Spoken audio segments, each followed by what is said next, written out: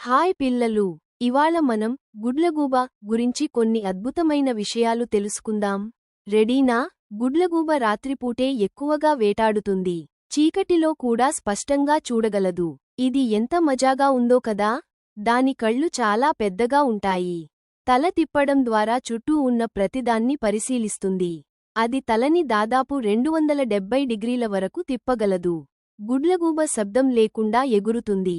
దానికి ప్రత్యేకంగా ఉండే రెక్కల వల్ల ఇది నిశ్శబ్దంగా వేటాడగలదు.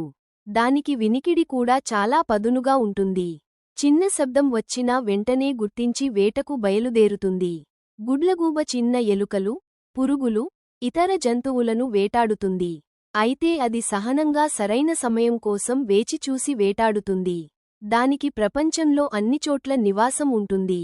ఎడారులలోనూ, అడవుల్లోనూ, మంచుతో నిండిన ప్రాంతాల్లోనూ జీవిస్తుంది.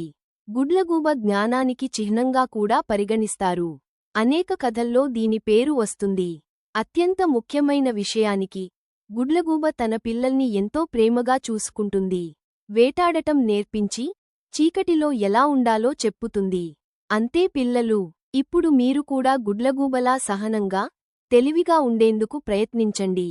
తదుపరి వీడియోలో మరో ఆసక్తికరమైన జంతువు గురించి తెలుసుకుందాం. బై.